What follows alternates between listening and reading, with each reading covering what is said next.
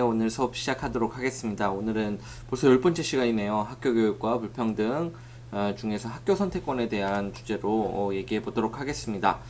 네. 오늘의 수업 구성은 다음과 같습니다. 지난 시간에 했던 시험과 대입제도에 대한 리뷰를 같이 해보고 학교 선택권 이라는 주제에 연관되어 있는 콜맨 리포트 학교 선택권의 프로스 앤 콘스, 긍정적인 측면과 부정적인 측면이라는 뜻입니다. 그리고 고교 평준화 정책, 그리고 특목고 자사고 정책에 대해서 얘기를 해보고 학교 교육과 학교 효과와 학교 교육 효과에 대한 그 차이가 무엇인지에 대해서 살펴보는 시간을 갖도록 하겠습니다. 그러면 지난 시간에 했던 얘기들을 같이 한번 좀 살펴보도록 할까요?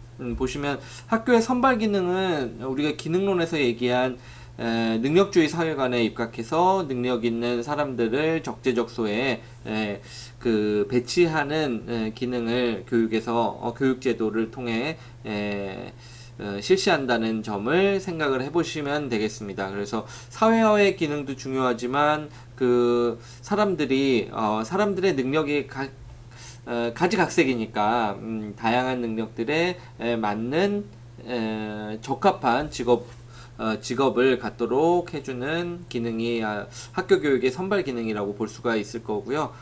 그런데 이제 한국의 선발 문화, 한국의 교육에서의 선발 문화가 가지는 특성들을 우리가 살펴봤을 때 이 선발의 기능이 제대로 수행되는 측면보다 선발 기능이 가지고 있는 어떤 다양한 문제점들을 우리가 생각해 볼 필요가 있다라는 점을 같이 한번 얘기해 봤던 것 같습니다.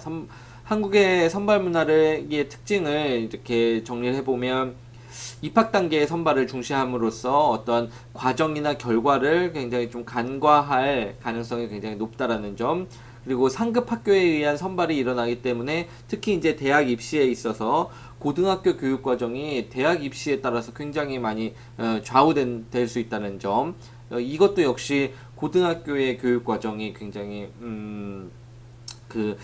선발의 기능에 좌우됨에 따라서 그런 과정이나 교육 과정이나 교육의 결과가 굉장히 왜곡될 우려가 있다라는 점을 같이 한번 살펴봤습니다. 그리고 상대적 경쟁을 통한 선발이 이루어지기 때문에 어떤 절대적인 기준이 없고 상대적인 우열을 가리는데 굉장히 초점이 많이 맞춰져 있기 때문에 소모적인 경쟁이 일어나고, 그리고 에듀푸어와 같은 그런 과다한 교육비 지출이 강요되는 그러한 특성을 가진다는 점을 얘기를 한 바가 있습니다. 그리고 이런 어떤 절대적인 기준, 합의된 기준이 없기 때문에 그 선발의 공정성이 끊임없이 강조가 되고, 그러다 보니까 어떤 객관형 평가, 수능 시험과 같은 객관형 평가가 지나치게 강조가 되는 측면에 어떠한 특징을 가진다라는 점을 같이 한번 확인을 해봤습니다.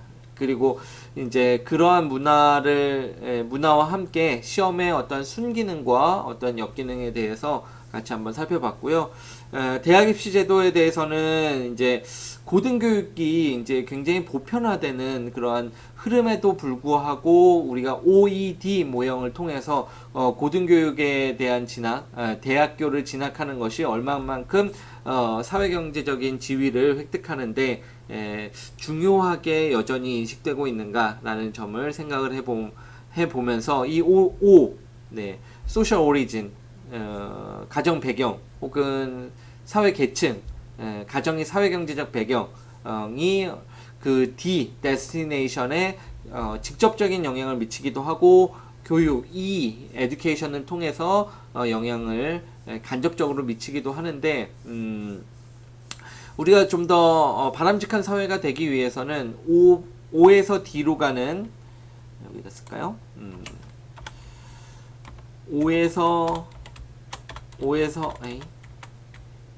D로 가는 이런 경로나 O에서 E로 가는 경로보다 E에서 D로 가는 경로가 굉장히 강화되어야 된다는 측면을 생각해 볼 수 있었습니다. 그리고 한편 이제 대학 입시 제도가 어떤 식으로 변화되어 왔는가를 살펴보면 어떤 객관식 시험 위주에서 그럼 객관식 시험에 특화된 학생들이 있어요. 제가 봤을 때는 저 같은 경우는 객관식 시험을 보면은 만점은 거의 맞지를 못하고 실수나 뭐 잘못 찍어가지고 좀 몇 개씩 틀리고 그랬었던 것 같은데 보면은 찍기도 굉장히 잘하고 이러한 제한된 답안 안에서 가장 최적의 답을 골라내는 그러한 능력이 좀 남들보다 뛰어난 학생들이 있었거든요. 그것은 생각을 해보면은 제한된 답 안에서 가장 답일 것 같은 거를 골라내는 능력이 과연 고도화된 지식을 잘 처리하고 창의성을 발휘해서 문제 해결을 할 수 있는 인재인가 생각해보면 그게 두 개가 뭔가 맞지 않는 것 같죠. 답을 잘 골라내는 능력과 문제를 잘 해결하는 능력 간에는 뭔가 간극이 있음에도 불구하고 우리는 과거에는 이러한 문제를 잘 골라내는 능력에 굉장히 초점을 많이 맞췄던 그러한 대학 입시를 지향하다가 그 이후로는 이러한 객관식 시험에 문제가 있다. 학생들을 이런 제한된 답안지 안에서 선택지 안에서 답을 골라내게 하는 능력이 미래 사회를 대비하는 인재를 육성하는데 굉장히 좀 한계가 있다라는 그러한 지적에서 이제 수시 제도와 학생부 종합 전형 제도와 같은 다면 평가 제도 그리고 어떤 정량적인 평가 어떤 이러한 점수로 평가될 수 없는 객관식 시험의 점수로 평가될 수 없는 부분들을 퀄리티를 정성평가라고 하는데 퀄리티를 평가하려는 그러한 제도들이 이렇게 또 많이 나타나게 되었는데 그런 변천 과정을 보면서 어떤 객관식 시험 위주에서 다면평가로 그러한 평가 제도가 변천해 오는 과정을 겪었고 그리고 이제 현재는 또 정시를 다시 확대해 나감에 따라서 확대하려는 그 정책 기조를 유지하면서 객관식 시험이 다시 강조되는 그러한 변천 과정을 겪고 있다라는 점을 한번 같이 살펴봤습니다. 그러한 어떠한 제도가 옳은가에 대해서는 사실 굉장히 판단하기 어렵습니다. 왜냐하면 수능 시험 위주의 정시 확대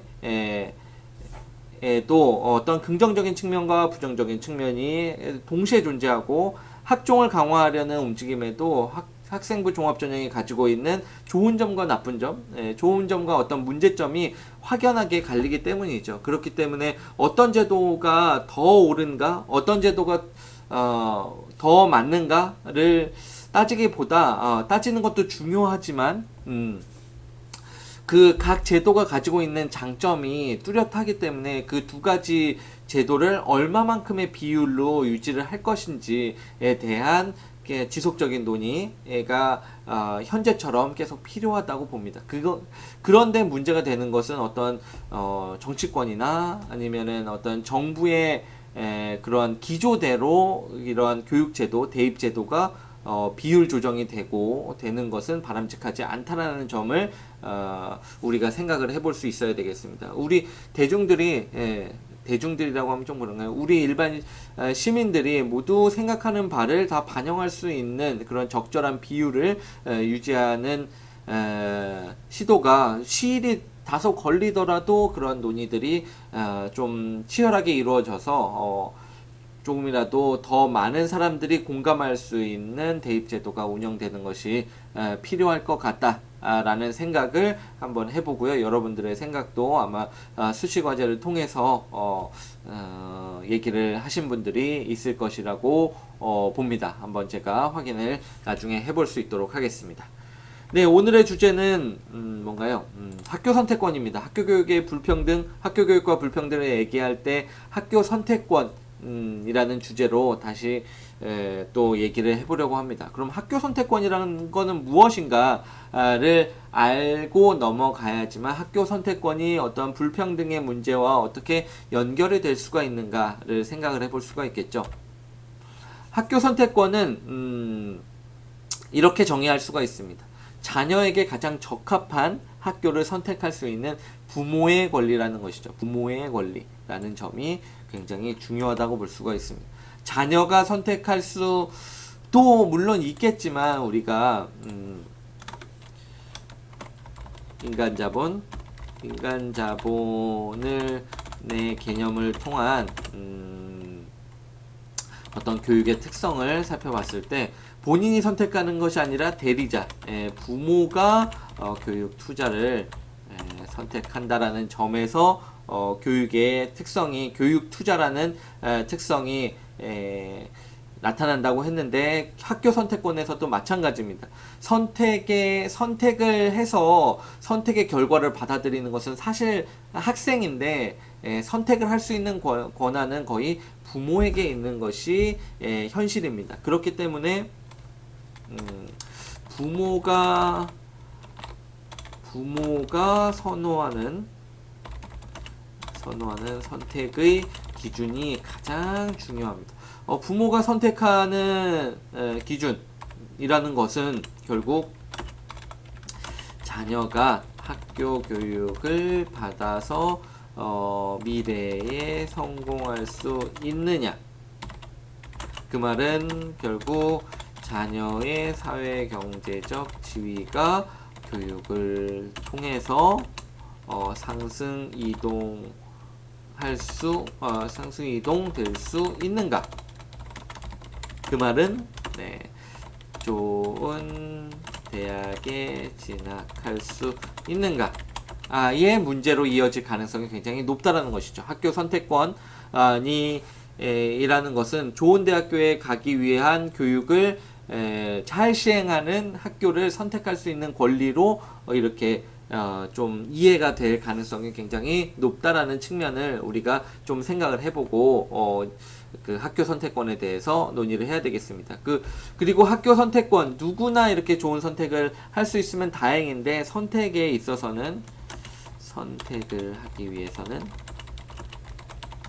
어떤 비용적인 측면과 아니면은 준비도, 사전 성취도라고 할까요?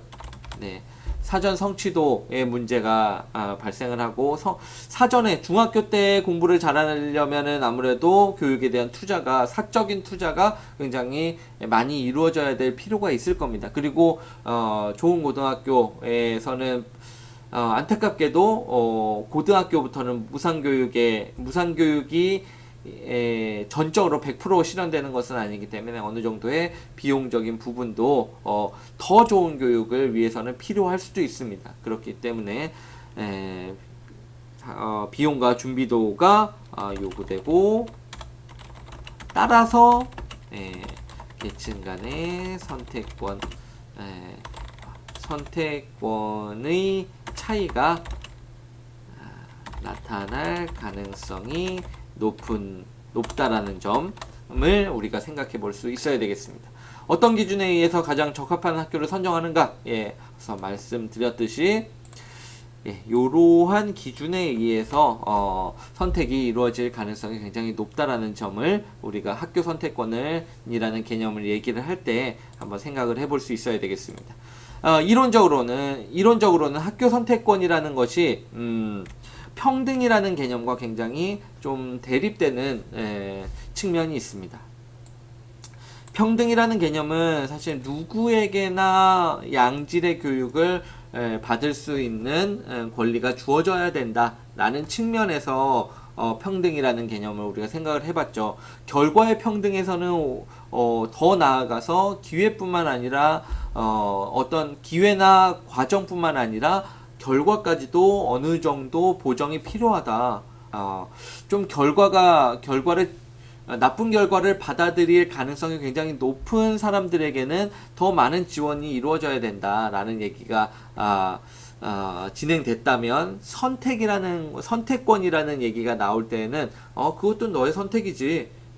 좋은 학교를 선택을 해서, 아니면은 너한테 가장 적합한 학교를 선택을 해서 받아들이게 되는 결과는 너의 선택에 대한 선택의 권리를 권리를 충족한 권리를 이렇게 선택의 권리를 뭐라 그럴까요? 권리를, 선택권을 가진 선택권을 이렇게 발휘한 부모와 학생의 책임이다라고 갈 가능성이 굉장히 높죠. 예, 그렇기 때문에 평등이라는 개념은 어떠한 선택권이라는 그러한 권한을 그렇게 강조하지 않거나 오히려 간과하는 측면이 있는가 하면, 선택이라는 개념을 강조하다 보면 어떤 차이가 있어야지, 선택지가 뭔가 차이가 있어야지 선택을 하는 거겠죠. 차이가 없다면 어떤 선택을 하느냐가 뭐 이렇게 큰 문제는 없으니까, 큰 메리트가 없으니까. 예, 선택이라는 개념을 강조하다 보면 차이의 발생에 대해서 약간 무뎌지게 되고, 그러다 보면 평등이라는 개념을 훼손하거나 평등이라는 개념을 굉장히 평등이라는 가치를 간과할 가능성이 굉장히 높아지게 됩니다. 평등이라는 개념을 강조한 사람은 이 롤스라는 사람의 사회 정의론을 통해서 우리가 생각을 해볼 수가 있을 겁니다. 사회 정의론을 간단하게 설명하면 이렇게, 평등, 우리가 어떤 가정에서 태어났느냐는 순전히 우연의 결과이므로, 그 어떤 가정에서 태어났느냐에 따라서 우리가 불합리한 그런 처우를 받아서는 안 된다라는 점을 강조하게 됩니다. 그래서 학교 교육에서도 그러한 어떤 가정에서 태어났느냐가 교육의 결과에 영향을 미치면 안 된다라는 측면을 강조하는 것이죠. 반면에 노직이라는 사람의 강조한 권리자격론은 그런 자본주의 사회에서 누가 성공했는가는 결국 본인이 얼마만큼 그 자본을 쌓기 위해서 노력했는가를 보여주는 성과, 결과이기 때문에 그 성과를 통해서 얻은 부가가치, 부가적인 이윤을 어떻게 쓰느냐는 그 사람의 몫으로 남겨져야 된다라는 측면을 강조하게 됩니다. 개인의 자유를 굉장히 강조하게 되는 것이죠. 그래서 노직의 권리 작용론에서는 선택에 대한 권리를 굉장히 강조하는 논리를 지지하게 됩니다. 그러면 다음부터 콜맨 리포트부터는 다음 클립에서 이어서 진행할 수 있도록 하겠습니다.